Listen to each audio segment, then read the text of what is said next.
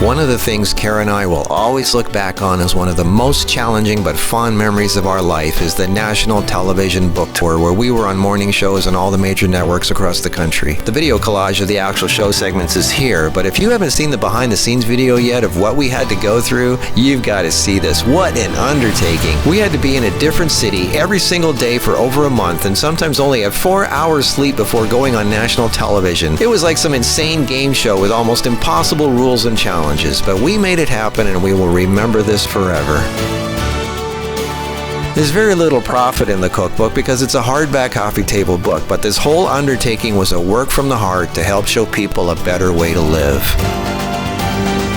Come with us on this epic journey and see everything we went through. Here's the video. Watch it to the end and see the love story underneath it all.